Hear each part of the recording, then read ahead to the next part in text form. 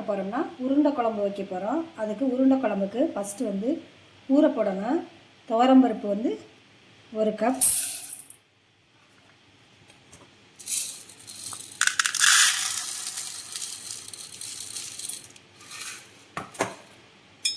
கடலைப்பருப்பு 1 கப்.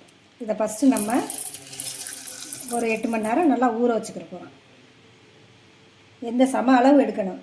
துவரம்பருப்பு 1 கப், கடலைப்பருப்பு 1 கப். இதை நல்லா ஊற வச்சுக்கிடுவோம். நல்லா 2 கல் கழுவிட்டு ஊற வச்சுக்குவோம். கழுவிட்டோம், தண்ணி ஊற்றி நல்லா ஊற வச்சுக்குவோம். ஊறட்டும். பருப்பு உருண்டை குழம்புக்கு தேவையான பொருள் வந்து பருப்பு ஊற வச்சுருக்கோம். இதை மிக்சியில் போட்டு நம்ம அதை அரைச்சிக்கணும். ஒரு 200 கிராம் வெங்காயம், சின்ன வெங்காயம் கட் பண்ணி வச்சுருக்கோம். 3 தக்காளி, பெரிய தக்காளி. புளி வந்து ஒரு நெல்லிக்காய் அளவு உருண்டை வந்து ஊற வச்சுருக்கோம். இதை கரைச்சி நம்ம வச்சுக்குவோம். இதிலேயே பருப்பு உருண்டை குழம்புலையே வந்து கொஞ்சமாக வடையும் போட்டுக்கலாம். வடை மாதிரி கூட போட்டுக்கலாம். அதுக்கு தனியாக வந்து கட் பண்ணி வச்சுருக்கோம். குழம்பு மிளகாய்த்தூள் தான். இதில் வந்து ஒரு 2 ஸ்பூன் குழம்பு மிளகாய்த்தூள் போட போகிறோம். வீட்டிலே நம்ம அரைச்சது ரெடி பண்ணி இதை 2 ஸ்பூன் போட போகிறோம்.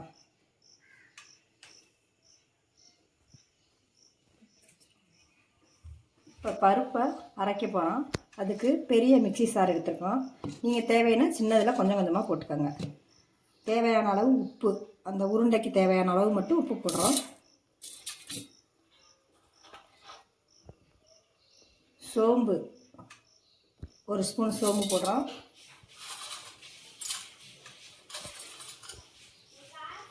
மிளகு 1 ஸ்பூன் போடுறோம். இந்த பருப்பை மிக்சியில் போட்டு அரைச்சிக்கோங்க. குறப்பாக நம்ம அரைச்சிக்கிறோம்.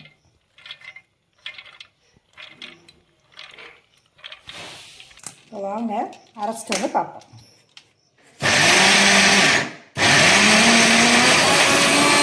இந்த மாதிரி தண்ணி ஊற்றாமல் குறப்பாக அரைச்சிக்கிறணும். அதில் ஒருத்த பருப்பு இருந்தால் பரவாயில்ல, நல்லாயிருக்கும். ஒரு குழிக்கரண்டி அளவு நல்லெண்ணெய் ஊற்ற போகிறோம். பருப்பு உருண்டை குழம்புக்கு நல்லெண்ணெயில் வச்சா நல்லாயிருக்கும்.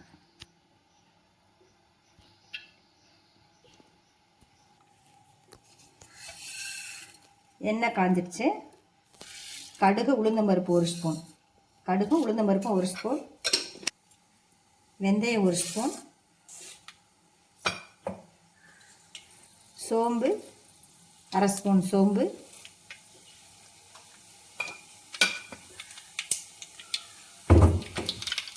கருவேப்பிலை,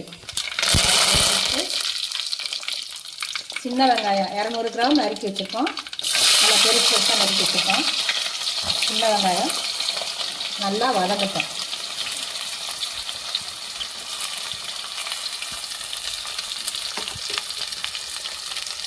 பருப்பு உருண்டை குழம்புக்கு மெயினாக தேவைப்படுறதே பெருங்காயத்தூள். பெருங்காயத்தூள் வந்து 1 ஸ்பூன் அளவுக்கு பெருங்காயத்தூள் போடுங்க. நீங்கள் இப்போ உங்களுக்கு ரொம்ப வாசம் அதிகமாக இருக்குன்னு சொன்னால் 1/2 ஸ்பூன் மட்டும் போடுங்க. 1/2 ஸ்பூன் பெருங்காயத்தூள். அப்போ தான் நல்லா செமிக்கும்.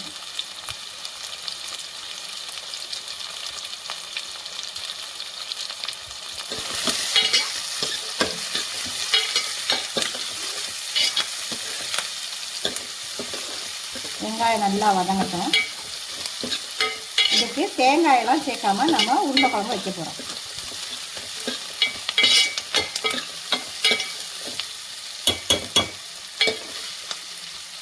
இப்போ கண்ணாடி பதம் வதங்கிடுச்சு. இப்போ தக்காளி சேர்க்க போகிறோம். தக்காளி ஒரு 3 தக்காளி அளவுக்கு கட் பண்ணி வச்சுருக்கோம்.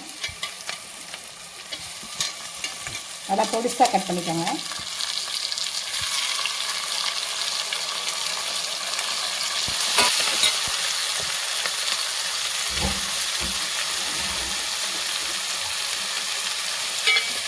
தக்காளி நல்லா வதங்கிட்டு இருக்கட்டும்.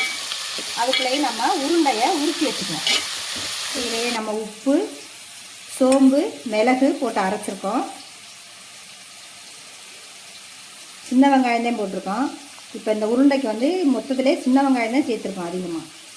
2 பச்சை மிளகா, கருவேப்பிலை, சின்ன வெங்காயம் ஒரு 10-20 வெங்காயம் வந்து நறுக்கி வச்சுக்கோங்க. வெங்காயம் நிறையா போட்டோம்னா நல்லாயிருக்கும்.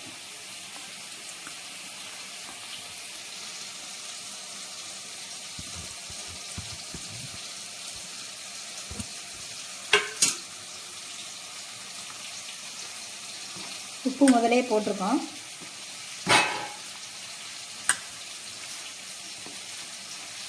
உருண்டையை வந்து வேக வச்சும் போடலாம், எண்ணெயில் லைட்டாக பொரிச்சும் போடலாம். இப்போ நம்ம வந்து சும்மா தான் போட போகிறோம். நீங்கள் இது மாதிரி வச்சு பாருங்கள், ரொம்ப டேஸ்ட்டாக இருக்கும். கரையாது, உருண்டை வந்து கரையாது. பருப்பு அரைக்கையில் தண்ணி ஊற்றாமல் அரைங்க. தண்ணி ஒரு சொட்டு இருக்கக்கூடாது, கொஞ்சம் கொஞ்சமாக போட்டு கூட தண்ணி ஊற்றாமல் அரைங்க.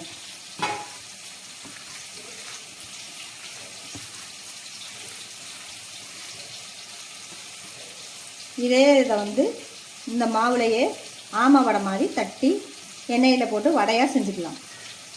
நல்ல டேஸ்ட்டாக இருக்கும்.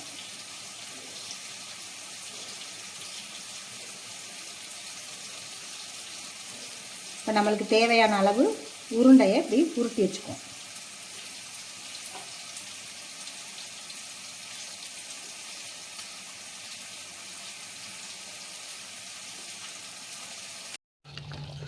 குழம்பு வந்து இந்த அளவுக்கு இருக்கும். நல்லா வத்திடுச்சு குழம்பு வந்து. ரொம்பவும் வத்தாத அளவுக்கு கரெக்டாக. அப்போ தான் இந்த உருண்டை புடையில வந்து கொஞ்சம் சிம்மில் வச்சுக்கோங்க. கொஞ்சம் நேரத்துக்கு ஒரு 5 நிமிஷம் சிம்மில் இருந்தால் கரையாமல் இருக்கும்.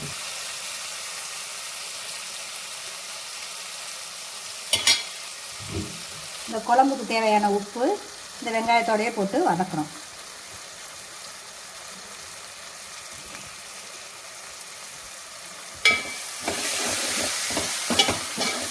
நல்லா வதங்கிடுச்சு. இந்த அளவுக்கு வதங்கணும். எப்போயுமே வெங்காயம் வந்து சின்ன வெங்காயம் நிறையா போட்டோம்னா நல்லா டேஸ்ட்டாக இருக்கும். தேங்காய் எதுவுமே சேர்க்காமல் நம்ம சேர்க்குறதுனால நல்லாயிருக்கும். சட்டி வந்து எப்போயுமே அகலமான பாத்திரமாக வச்சுக்கோங்க உருண்டை குழம்புக்கு. ஏன்னா நம்ம வந்து வேக வச்சும் போடலை, பொரிச்சும் போடலை, அப்படியே தான் போட போகிறோம். அதனால் ஒன்றோட ஒன்று மேலே விழுகாத அளவுக்கு சட்டி அகலமான கொஞ்சம் பாத்திரமாக எடுத்துக்கணும். சமைக்கையில் குழம்பு மிளகாத்தூள் வந்து 2 ஸ்பூன் போடுறோம். இதையும் இந்த மாதிரி லேசாக வதக்கிடுங்க. வதக்கிட்டு வந்து ஊற்றிடுங்க.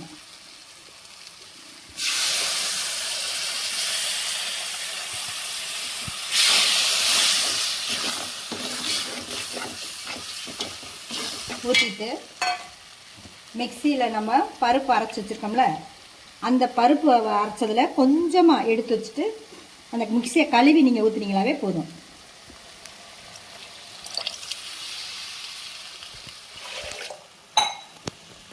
தண்ணி வந்து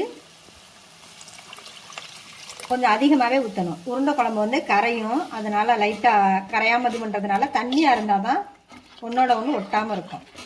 மிக்சியை கழுவி ஊற்றிட்டு நீங்கள் அந்த பருப்பு கொஞ்சோண்டு அதில் பருப்பு இருக்க மாதிரி கழுவி ஊற்றிட்டு தண்ணி வந்து கொஞ்சம் தண்ணியாக வச்சுக்கோங்க.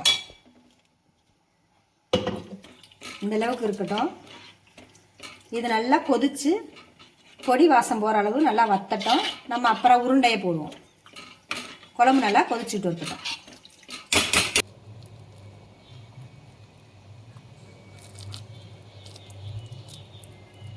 குழம்பு கொதிக்கையிலேயே இப்படி உருண்டையை நம்ம உருட்டி வச்சுக்கிட்டோம்னா அப்படியே போட்டுடலாம்.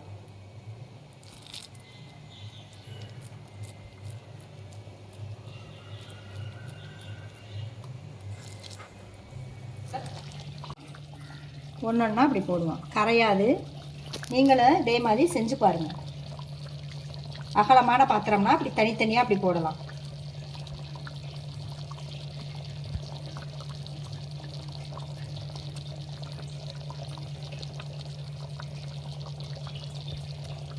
கிண்டி மட்டும் விட்டுறாதீங்க. கொஞ்சம் நேரத்துக்கு ஒரு 5 நிமிஷம் கிண்டாமல் இருந்தீங்கன்னா உருண்டை வந்து வெந்துடும்.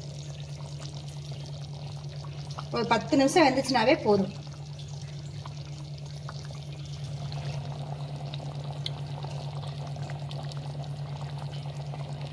ரெடி ஆயிடுச்சு. கரையாது பாருங்கள். நீங்கள் வைக்கையிலே கொஞ்சம் தண்ணியாக வைக்கணுனாலும் வச்சுக்கலாம். நல்லா கெட்டியாக உறிஞ்சிடும். தேங்காய் எதுவுமே போடாமல் இதே வெங்காயம் தக்காளியே வந்து இவ்வளவு நல்லா குழக்கணும், நல்லா வந்துடும். அடுப்பு ஆஃப் பண்ணிடுவோம். மல்லித்தலையை மேலே தூவிடணும். நீங்களும் இதே அளவுகளோடு செஞ்சு எப்படி இருக்குன்னு கமெண்டில் சொல்லுங்கள்.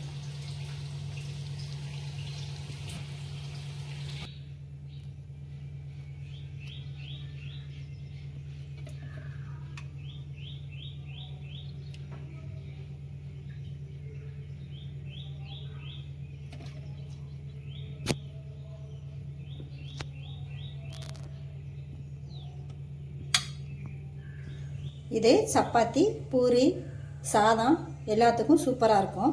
இதே மாதிரி நீங்களும் செஞ்சு பாருங்கள்.